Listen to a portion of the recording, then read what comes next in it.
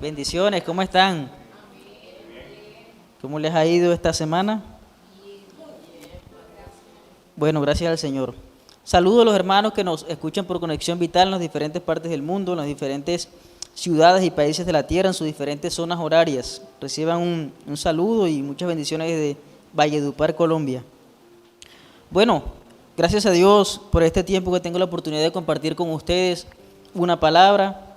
Siempre digo que es una bendición poder compartir algo. Siempre es bueno poder recordar de que la palabra de Dios sigue siendo viva y eficaz en este tiempo para nosotros. Y a través de ella somos bendecidos, consolados, exhortados. Y ella es útil para muchas cosas, dice la Escritura.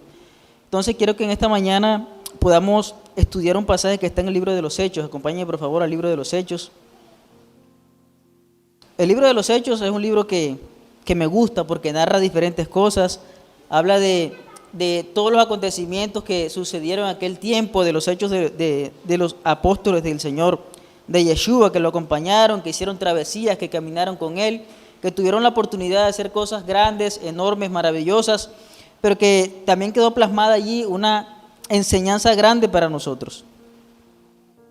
Voy a leer desde acá porque casi no veo. Hechos capítulo 5, por favor. Versículo 17 en adelante. Esta es una palabra que habla de diferentes cosas. Es una palabra que tiene entrelazada algunos temas que vamos a tocar a medida que vamos a ir desarrollando este pasaje de la Escritura. Hechos 5:17. Dice de la siguiente manera. Entonces levantándose el sumo sacerdote y todos los que estaban con él, esto es, la secta de los saduceos, se llenaron de celos y echaron mano a los apóstoles y los pusieron en la cárcel pública. Mas un ángel del Señor, abriendo de noche las puertas de la cárcel y sacándolos, dijo: vayan y puestos en pie en el templo, anuncien al pueblo todas las palabras de esta vida. Habiendo oído esto, entraron de mañana en el templo y enseñaban. Entre tanto vinieron el sumo sacerdote y los que estaban con él y convocaron al concilio y a todos los ancianos de los hijos de Israel y enviaron a la cárcel para que fueran traídos. Mire, vamos a detenernos por ahí por un momento para denotar algunas cosas que esta escritura nos está diciendo. Lo primero que uno puede ver en este versículo 17 hacia adelante que leímos, hay que mirarlo en su contexto. Estos apóstoles fueron comisionados por Yeshua, fueron empoderados por Yeshua para poder ir y hacer discípulos y hacer señales y prodigios. Y una vez ellos estaban realizando la labor, realizando, digamos, de alguna manera el ministerio que se les había encomendado, ellos, donde quiera iban, Dios se manifestaba. Yeshua les había prometido que dentro de ellos iba a estar el Espíritu de Dios. Y eso hacía que había milagros y prodigios donde quiera ellos llegaban, donde quiera ellos llegaban a predicar y anunciar el Evangelio. Allí cosas extraordinarias sucedían. Pero la Escritura va a decir que ellos, cuando empezaron a desarrollar este ministerio, los religiosos de la época, los que eran las autoridades de alguna manera vistas por el pueblo religiosamente, lo que hicieron fue se levantaron en contra de ellos, porque en su cabeza no cabía que este Yeshua podía llegar a ser el Mesías del que las Escrituras habían hablado. Y el versículo 17 va a decir que ellos, cuando estaban predicando, los mandaron a llamar para traerlos a la cárcel, pero un ángel del Señor, dice la Escritura, los sacó de esa cárcel sin haber ninguna violencia, sin haber ningún tipo de trastorno dentro de la prisión. Un ángel los saca de la prisión y le diga: bueno, vayan y predican, anuncien al pueblo las palabras de esta vida. Y lo primero que yo puedo ver y aprender de este pasaje es que lo que Dios hace con nosotros no es simplemente por hacerlos. El ángel los saca de la prisión no por su linda cara, sino para que fueran y predicaran el Evangelio. Es decir, que hay un propósito en lo que Dios hace con nosotros. Mire, todo está envasado dentro de un plan de Dios. Usted y yo no estamos aquí consumiendo oxígeno y agua porque sí. Usted fue envasado en esta tierra, encapsulado en una familia y puesto en los lugares donde usted se desenvuelve con un propósito de Dios. Yo mientras leía este pasaje y estudiaba, me acordaba de algunas cosas. Una vez mi mamá me contó que ella, cuando quedó embarazada de mí, mi mamá, de los 21 a los 28 años tuvo 5 hijos. En 7 años tuvo 5 hijos. Cuando ella tenía 4 hijos, Ella empezó a cuidarse ya estaba bastante llenándose casi que llegaba a las 12 tribus. Y mi mamá empezó a cuidarse para no quedar embarazada y quedó embarazada de mí. Entonces, mamá decía, bueno, no puedo abortarlo porque eso no está dentro de mis principios. Quedó embarazada de mí. Y luego, como en ese tiempo no era tiempo donde se habían hecho muy famosas las ecografías. Y entonces había alguien en el pueblo que le miraba la barriga a las mujeres y decía, bueno, ese va a ser niño, ese va a ser niña. Y por lo general atinaba. Y cuando mi mamá estaba embarazada de mí, bueno, es una barriga que tiene tal forma, va a ser niña. Y como era la que atinaba en todo, pues me compraban las cositas rosadas. Y todo lo que era para mí tenía como algo de mujer. Mi mamá estaba embarazada, al frente donde ella vivía estaba una chica que también estaba embarazada. Y esta señora le había dicho a la chica esa, usted va a tener un niño, porque esa barriga tiene forma de niño por la posición que tiene y eso. Total que cuando pasaron los meses, mi mamá parió un niño y la señora parió una niña. Entonces intercambiaron todas las cosas. Pero yo puedo ver que yo nací en esta tierra bajo un propósito. No fue que mamá se estaba cuidando y ese día se le olvidó la pastilla. No. Hay un propósito de Dios en nosotros. Donde quiera usted vaya, Dios lo saca a usted para que usted pueda desarrollar un propósito. Ahora, no todos los llamados que Dios hace tienen que ver con pararse en un púlpito y predicar, o cantar, o evangelizar. Donde usted está llamado para bendecir a Dios ahí, para exaltar el nombre de Dios en cualquiera sea la circunstancia que usted esté. Pero mire, nosotros estamos en la tierra bajo un propósito. Yo me preguntaba, ¿por qué Yeshua murió a los 33 años? ¿Por qué no a los 40? ¿Por qué no pudo bendecir la tierra hasta los 50 o hasta los 60? Hasta los 33, porque hasta ese día, a los 33 años, se le cumplió el propósito con el que vino a la tierra. Yeshua decía, yo vine aquí y estoy caminando conforme a lo que está escrito de mí. Es decir, él no venía para ver qué sucedía o qué acontecía. Venía con una ruta trazada. Y yo pienso que si nosotros hoy tenemos 20, 30, 40, 60, 80 o 120 años y estamos aún respirando, es porque aún tenemos un propósito que cumplir. Y encontrar el propósito de Dios tiene que ver con obedecer a Dios, tiene que ver con caminar con Dios. El ángel lo saca y le dice, vayan y prediquen. Y esta es una vez particular porque uno ve que un hombre como el apóstol Pablo, que era lleno de Dios, del Espíritu del Señor, que Dios lo usaba en milagros, en prodigios, levantando congregaciones, predicando en todo lado. Y la Biblia dice que estuvo preso y murió preso. No vino un ángel a sacarlo. Pero había un propósito en todo esto. Pero sigamos avanzando un poco más en el texto y nos vamos a dar cuenta de algunas cosas. Yo recuerdo una vez, cuando recién estaba acá, el pastor Kenner y la pastora ahora nos contaron que una vez el pastor tuvo un accidente y prácticamente volvió de la muerte, ¿no? Pero no fue por su linda cara, no fue porque a Dios se le ocurrió, porque hay un propósito en él, hay un propósito en esta comunidad. Hay un propósito en que nosotros hayamos sido traídos acá. Yo al principio me preguntaba y no encontraba a veces cómo encajar la situación, qué está pasando y dudaba de algunas cosas. Pero he entendido al pasar del tiempo que hay un propósito en Dios aquí. Para nosotros y para todo el que tiene las puertas abiertas, que Dios va añadiendo gente acá, ¿verdad? Pero mire, sigue diciendo lo siguiente, del versículo 22 al 29 vamos a leer. Dice, pero cuando llegaron los alguaciles, no los hallaron en la cárcel. Entonces volvieron y dieron aviso, diciendo, por cierto, la cárcel hemos hallado cerrada con toda seguridad y los guardas afuera de pie ante las puertas, mas cuando abrimos a nadie hallamos dentro. Cuando oyeron estas palabras, el sumo sacerdote y el jefe de la guardia del templo y los principales sacerdotes dudaban en qué vendría a parar aquello. Pero viniendo uno les dio esta noticia, y aquí los varones que pusieron en la cárcel están en el templo y enseñan al pueblo. Entonces fue el jefe de la guardia con los alguaciles y los trajo sin violencia porque temían ser apedreados por el pueblo. Cuando los trajeron, los presentaron en el concilio y el sumo sacerdote les preguntó, diciendo, ¿no les mandamos estrictamente que no enseñen en ese nombre? Ahora han llenado Jerusalén de toda su doctrina y quieren echar sobre nosotros la sangre de ese hombre. Respondiendo Pedro y los apóstoles dijeron, mire esto, es necesario obedecer a Dios antes que a los hombres. Y esta segunda parte me habla a mí de una obediencia ciega. Obedecer es oír inteligentemente. Mire, estos apóstoles se les había comisionado y les dijeron, vayan y prediquen en todas partes. Los tomaron presos, los azotaron, los golpearon, los amenazaron para que no siguieran predicando y haciendo famoso el nombre de Yeshua en todos los confines de aquella nación. Y los trajeron a la cárcel y le dijeron, pero le dijimos estrictamente que no hablaran en ese nombre, que no hablaran de Yeshua. Pero ellos dicen, es necesario obedecer a Dios antes que a los hombres. Y esto se conecta, me parece que la escritura está entrelazada toda con un solo hilo conductor, no está aislada una cosa de la otra. Y mientras leía esto me acordaba de algo que está en 1 Samuel 15:22. Acompáñame ahí rápidamente, por favor. 1 Samuel 15:22.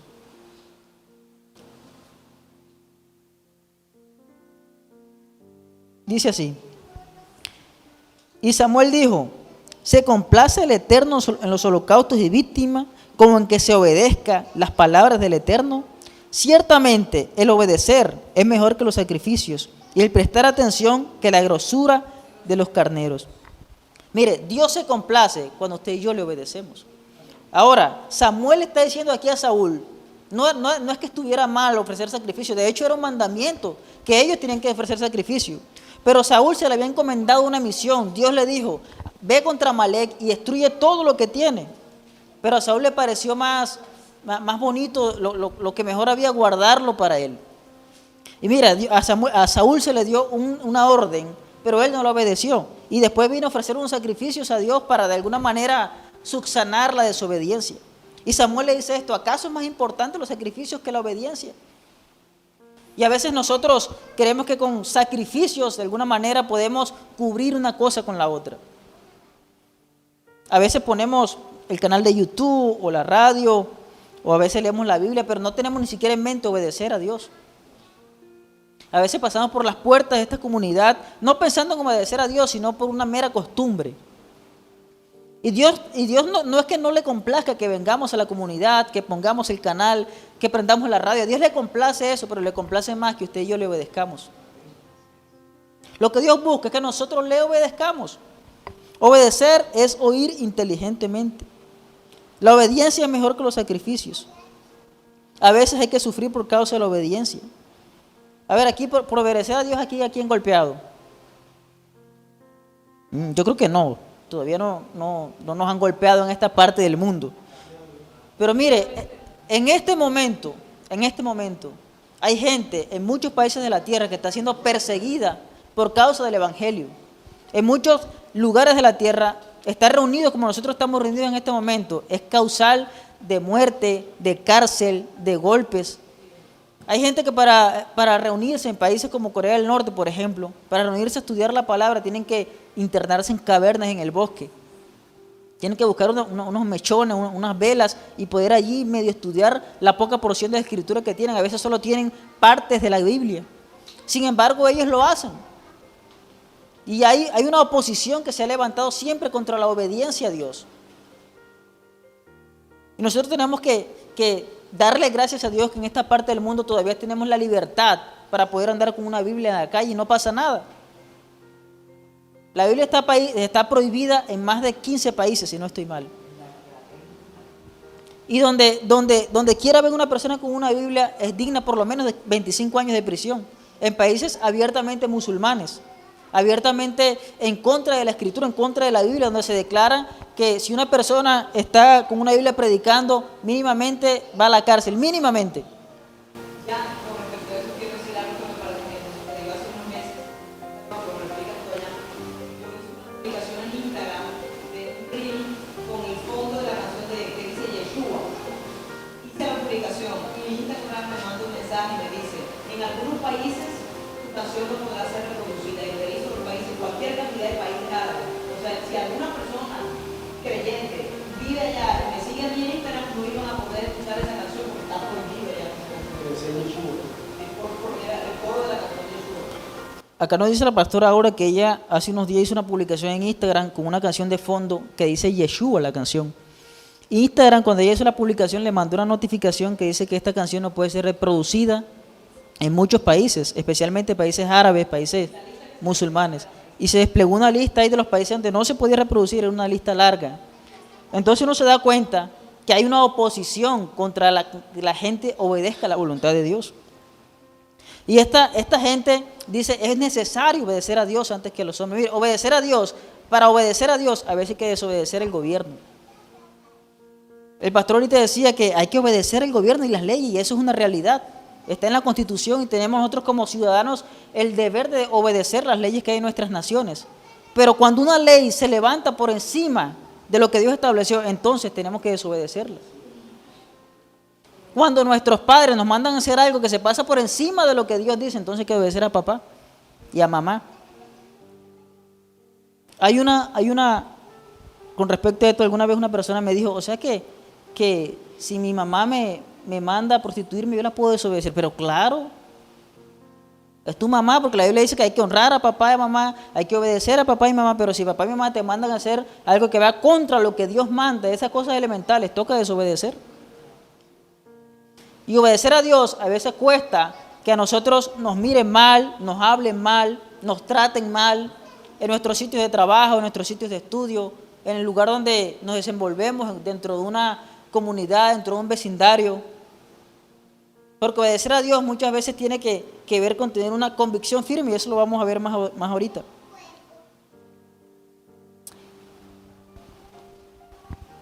Yo recordaba, hay una escritura que dice que Dios un día llamó a Abraham y le dijo, Abraham, sal de tu tierra y de tu parentela, pero Dios no le dio un cuadro completo de la situación.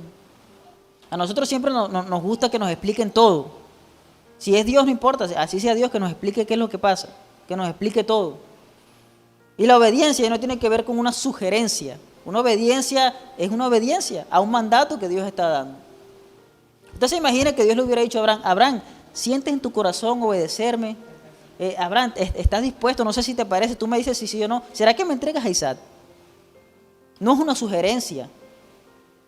Y la obediencia trae bendición. La obediencia trae bendición. Hace unos días estaba escuchando a un pastor en México, en Guadalajara. Tiene una comunidad, una congregación muy grande de personas. Y él es de esos que se denominan predicadores de la sana doctrina, donde se habla solo de la Escritura, donde se exalta el nombre del Señor, donde no se habla mucho de humanismo, donde no se habla mucho de ese llamado evangelio de la prosperidad. Y él dice que una vez estaba predicando y la predicación de él se veían por televisión en algunas ciudades de México. Y dice que un pastor de México DF vio la enseñanza de él y lo llamó y le dijo, pastor, tengo que hablar con usted urgentemente. Y era un pastor famoso de DF que tenía una congregación grande. Y este pastor salía por televisión en un canal muy famoso, en Enlace TV. Y él dice que este pastor lo llamó y le dijo, yo necesito hablar con usted urgentemente, pastor. Si está en su casa, ahora mismo tomo un avión y me voy para allá. Tal que él dice que el pastor llegó con su esposa a su casa y le dijo, pastor, escuché su enseñanza y Dios me habló a través de ella. Yo siento que estoy predicando de una manera equivocada porque son de esos que cobran los milagros y demás. Y él dice, yo quiero servirle a Dios, obedecer a Dios, así me cueste lo que me cueste. Y él dice que este pastor empezó a rectificar cierta manera de su predicación, a mirar cómo podía subsanar algún daño que había hecho a la gente. Y muchísima gente se le fue de la congregación. Y él dice, no importa, si es el precio que tengo que pagar por obedecer a Dios, estoy dispuesto a pagar. Y eso es de valentía muchas veces, porque a veces nos cuesta rectificar las cosas. A veces obedecer a Dios nos cuesta, a veces uno piensa, pero ¿qué pensaría este? ¿Pero de qué diría el otro? Pero es que yo tengo una reputación, no puedo asumir un error que cometí porque es que no puedo.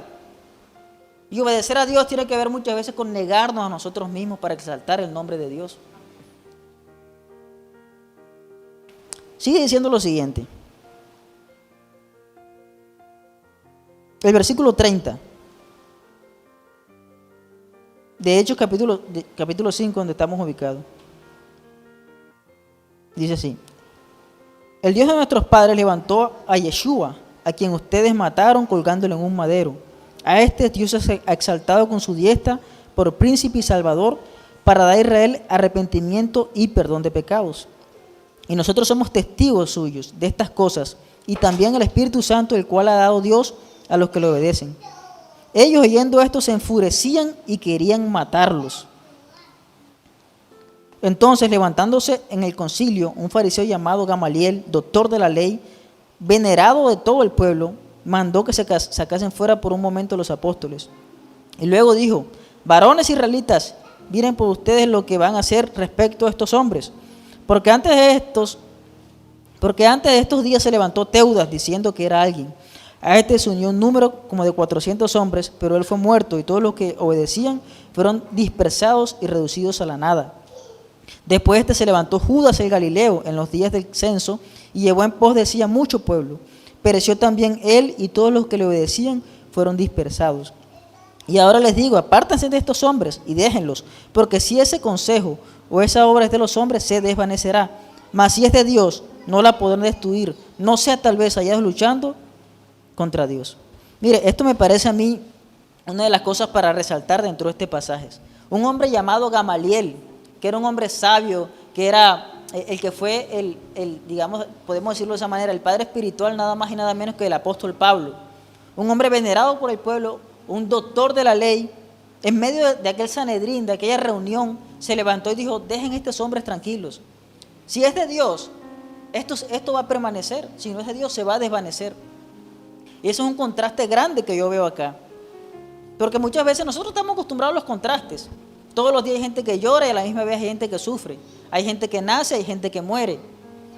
A mí que me gusta el deporte, siempre en el fútbol estoy viendo en un partido gente que se alegra por ser campeón, gente que se entristece por perder los partidos y las finales. Siempre hay como un contraste en la vida. Hay gente que tiene mucho, hay gente que tiene muy poco. Pero este contraste del que habla Gamaliel es realmente extraordinario. Él dice: si esto es de Dios, esto va a permanecer. Y dice, pone dos ejemplos fundamentales. En ciertos días se levantó un hombre llamado Teudas diciendo que era alguien importante y mucha gente le siguió. Y se murió toda la gente que le seguía. Después se levantó un tal Judas, mucha gente le siguió y se murió él y se murió la gente que le seguía. Si esto es de Dios, esto va a permanecer. Y uno se da cuenta que cuando un contraste como este, cuando hay permanencia, es cuando Dios, digamos que en el tiempo se manifiesta. Mire, la Escritura dice, Isaías dice: se marchita la hierba, se seca la flor, pero la palabra de Dios permanece para siempre. Mire, estos hombres hicieron que hasta hoy, hasta nuestros días, 2021 años después de aquel acontecimiento, el Evangelio sigue llegando y bendiciendo. 2023, perdón, estoy 2 años atrasado 2 años. Pero mire, el Evangelio ha llegado a cada rincón de la tierra gracias a la obediencia que estos hombres tuvieron. Y ha permanecido, y se ha levantado gente, han quemado la Biblia. En cierto momento hubo una ciudad en el mundo donde todas las Biblias las quemaron y bailaron sobre alrededor de ellas. Pero aunque se levante lo que se levante, la palabra de Dios va a permanecer. Y esto aplica para todas las cosas. Muchos de nosotros emprendemos cosas sin tener la dirección de Dios, donde Dios no está en el asunto. Negocios, matrimonios, empresas. Y las levantamos por emociones. Muchas veces ahora la gente se guía mucho por las emociones. Vivimos en un tiempo emocional y el pueblo de Dios muchas veces no es exento de este asunto. Hay gente que se mueve porque sentí, porque no sentí, porque soñé, porque no soñé. Ahorita mientras estábamos cantando, yo sentí la presencia de Dios maravilloso, extraordinario. Pero cuando no la sentimos no quiere decir que Dios no esté. Nosotros no podemos ser gente que se mueva simplemente por emociones, por lo que sentimos. Mire, hay un pasaje bíblico que habla acerca de los muros de Jericó, que Dios mandó al pueblo: vayan y rodeen Jericó y al 7º día se va a derrumbar. Y así fue, el pueblo rodeó y al 7º día, después de la 7ª vuelta, Jericó se derrumbó. Y por ahí vi unos hermanos por allá en México también que hicieron lo mismo, agarraron una catedral, esa sinagoga de Satanás, esa catedral de donde se adoran imágenes, idolatría de este, del otro, y le dieron 7 vueltas, emocionados por el pasaje que habían leído, y eso no se cayó, ahí está de pie. Mira, los muros de Jericó no se cayeron por las vueltas que dieron, los muros de Jericó se cayeron porque ellos obedecieron el mandato de Dios. Y muchas veces nosotros nos llenamos simplemente de emociones. Es que sentí, es que no siento a veces que se me eriza la piel. Yo he escuchado hermanos decir después de un culto: hoy estuvo el culto malo, no sentí nada. Y a veces queremos sentir y soñar y sentir y ver cómo nuestras emociones son movidas para poder dictaminar si fue bueno o no fue bueno. Pero nosotros tenemos que aprender a vivir por convicciones y no por emociones, no por sentimientos.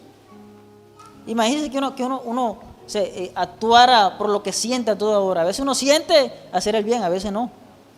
A veces uno siente agradar a Dios, a veces no. Imagínense que Dios actuara por emociones con nosotros o por sentimientos. Hay días que Dios no quiere bendecirte. ¿Se imaginen que hay días que Dios quisiera movido por sus emociones o sentimientos, matarnos? Nosotros tenemos que aprender a ser gente que vive por convicción.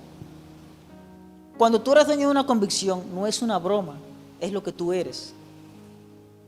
Hay una película que se llama Hasta el último hombre, no sé quién la ha visto, una película muy buena, donde habla de un muchacho que es cristiano, adventista, que él tiene una convicción.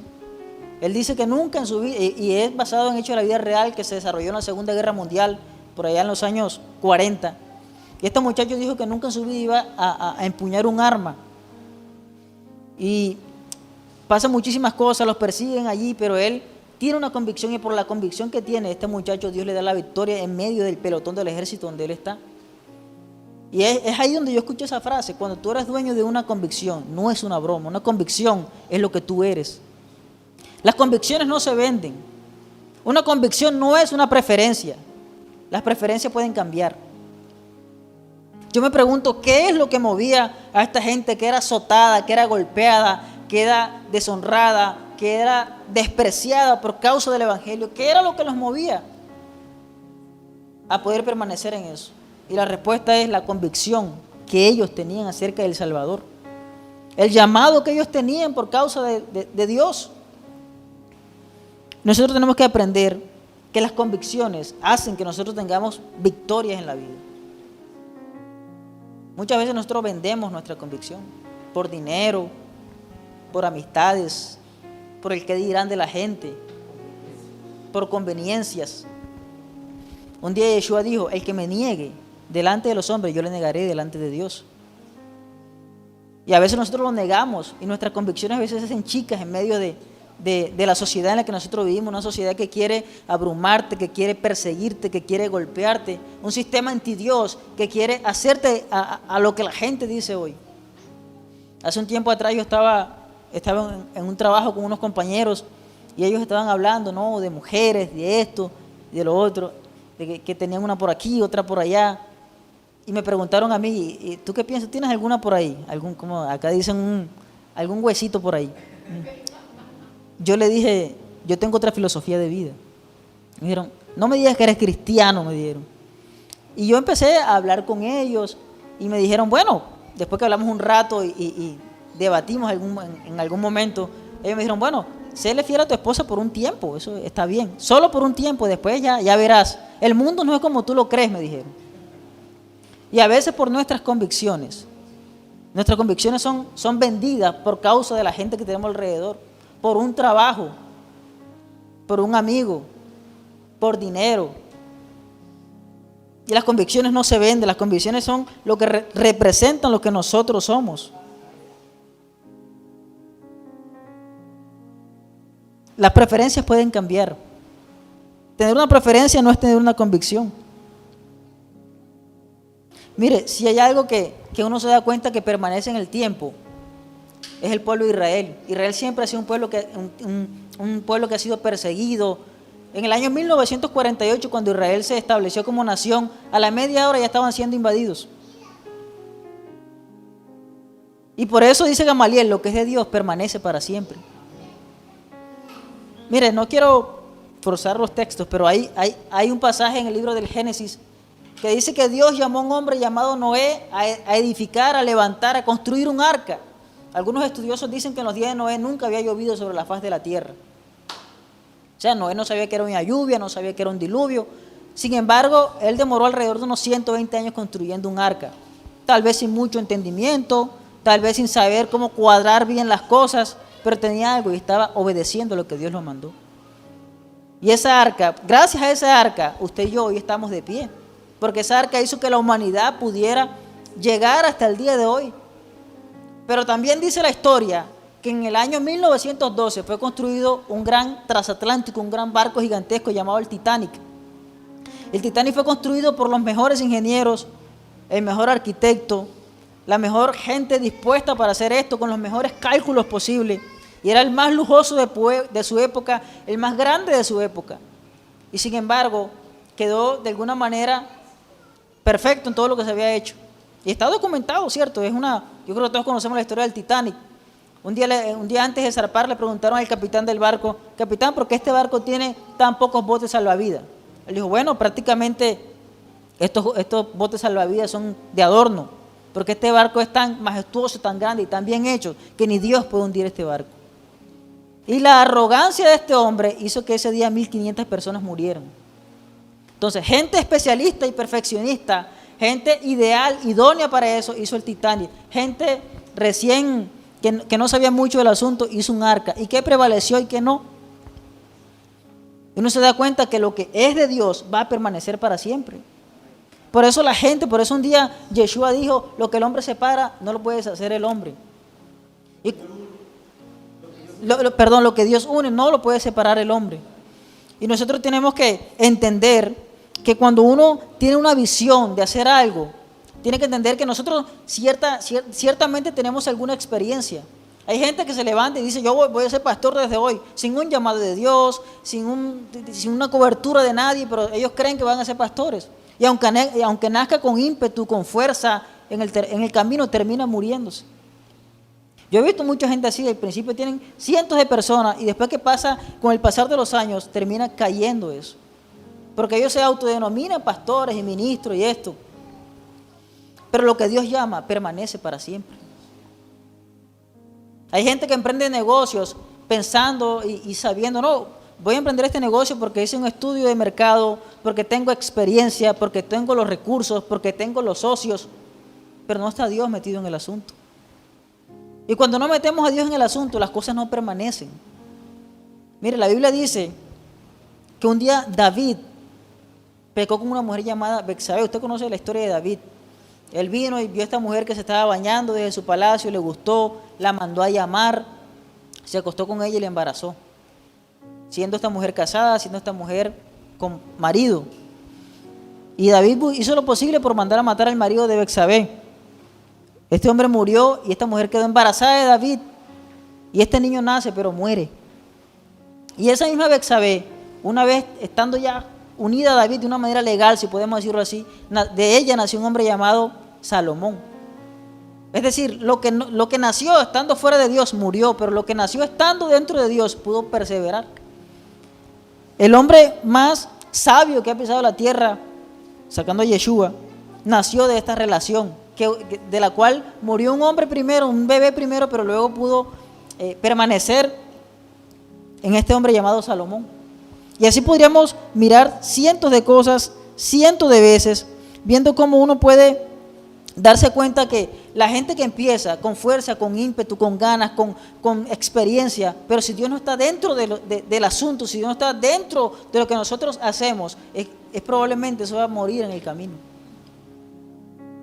Y a veces uno tiene que entender y darse cuenta que los apóstoles, todo lo que hicieron, lo hicieron pensando no solamente en que era su propia opinión, no solamente era su propia emoción, sino que era un llamado que Dios le había hecho.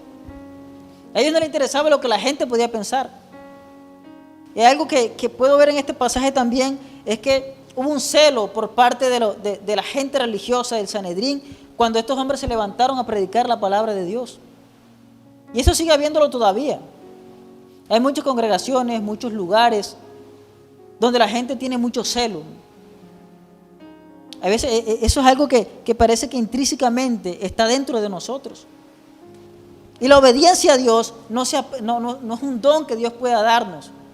La Biblia dice en el libro de los Hebreos que Yeshua aprendió obediencia. La obediencia no es un don, la obediencia es algo que se ejercita permanentemente. ¿Cómo podemos nosotros aprender obediencia? Fácil, yendo a la Escritura. Hay circunstancias en la vida en las que nosotros tenemos que ampliar nuestra mente para ver qué es lo que Dios está demandando de nosotros.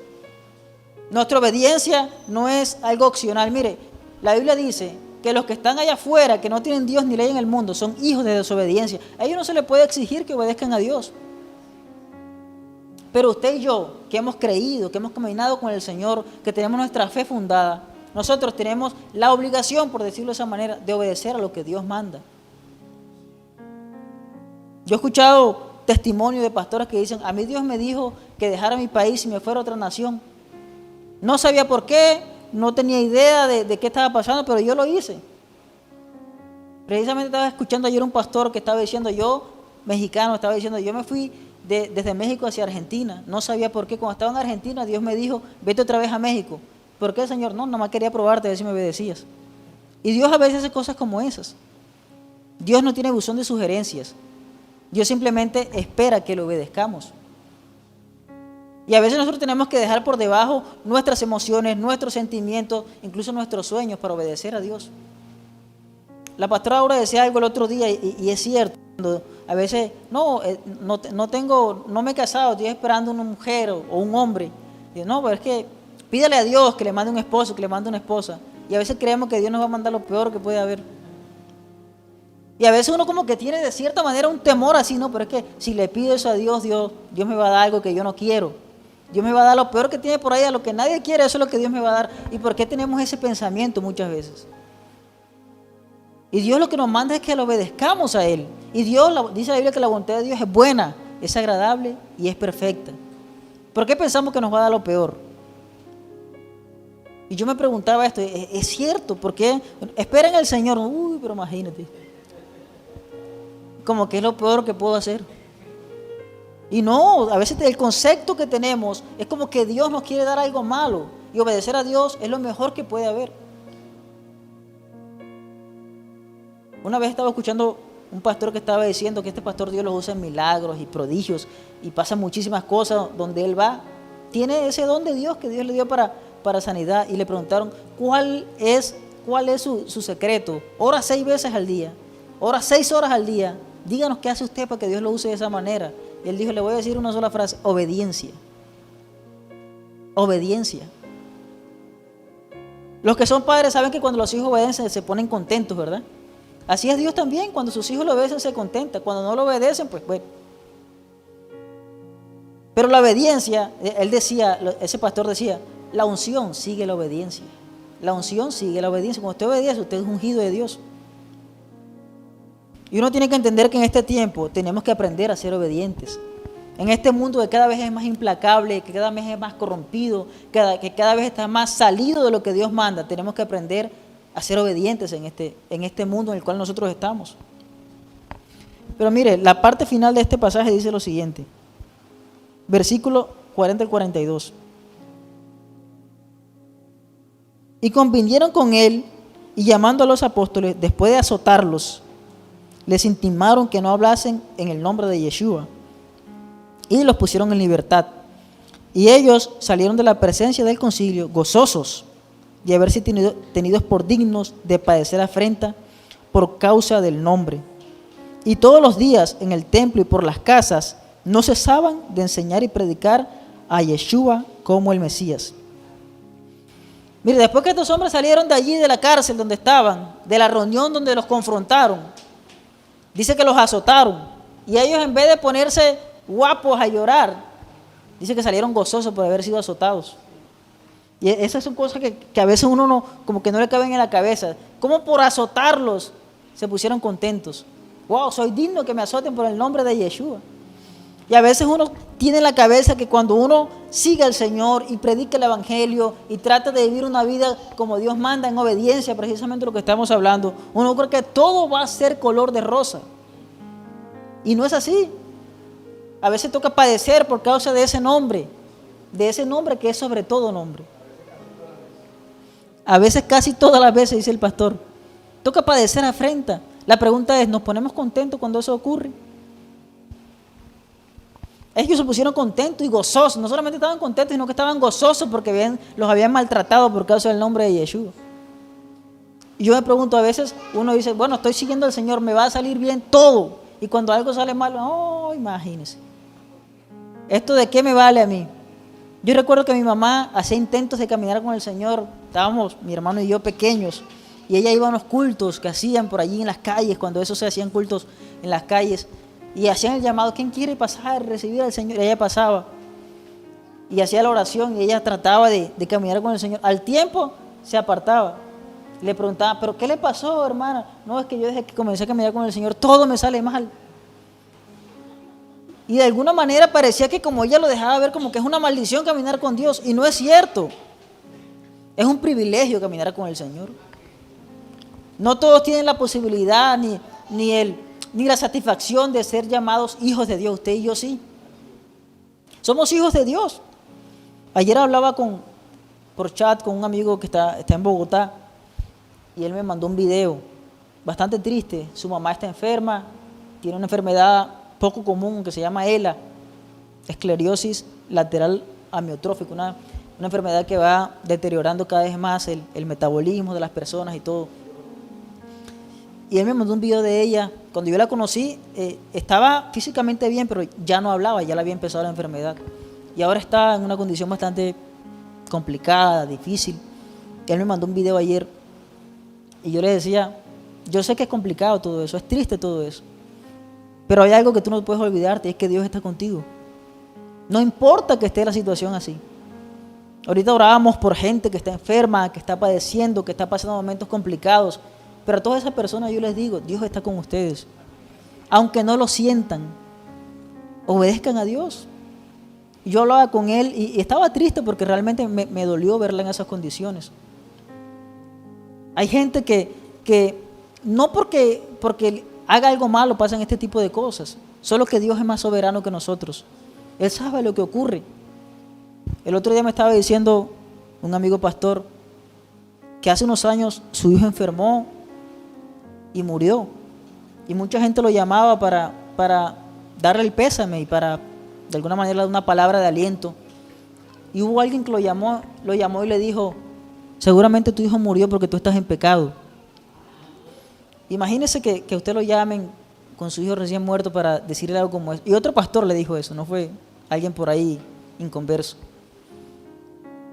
Y la gente todo lo quiere relacionar así, pecado con el mal.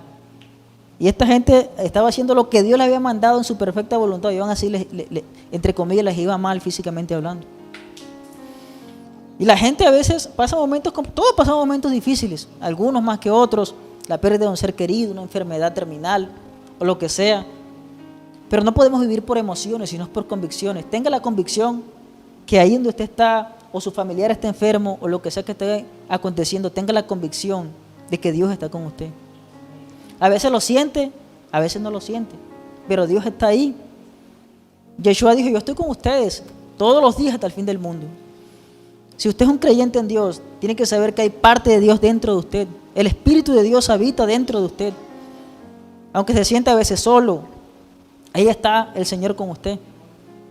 Aunque se siente a veces de alguna manera desanimado, aunque se siente a veces que no hay cómo hacer en ciertas condiciones, ahí está Dios con usted.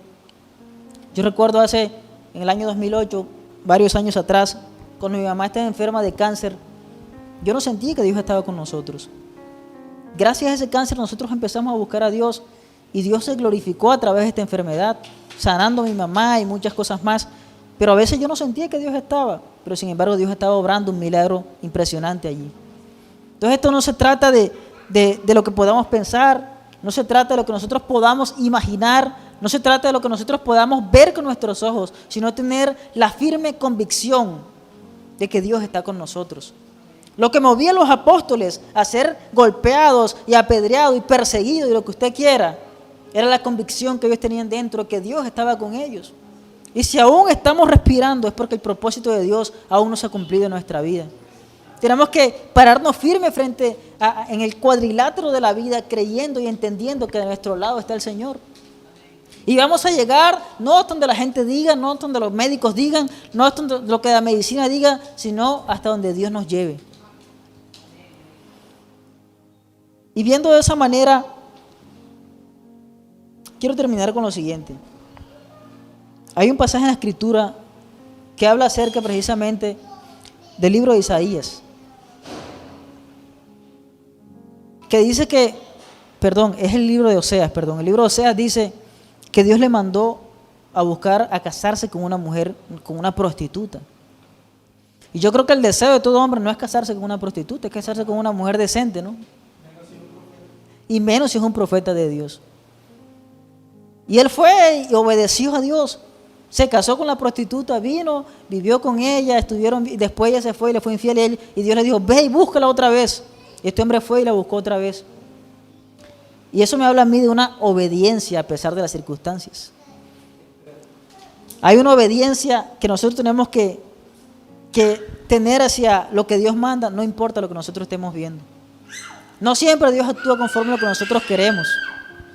Como decía hace unos minutos atrás, Dios no tiene un buzón de sugerencias. Dios simplemente te da una orden y las órdenes de Dios son para obedecerlas. Yo he escuchado gente que dice, no acepto esto de Dios. No acepto un no como respuesta. Muchísimas veces he escuchado frases como esa. Y tenemos que entender que aquí el soberano es Dios, no nosotros. Y es bueno poder entender que nuestra convicción y nuestra obediencia a Dios tienen que levantarse por encima de cualquier circunstancia, de cualquier emoción que nosotros podamos estar viviendo en este tiempo. Así que allí donde usted está, los que nos están escuchando, por favor, hagamos una oración en este momento, en este tiempo. Te damos gracias, amo del universo, Señor del cielo, porque tú eres bueno, Señor.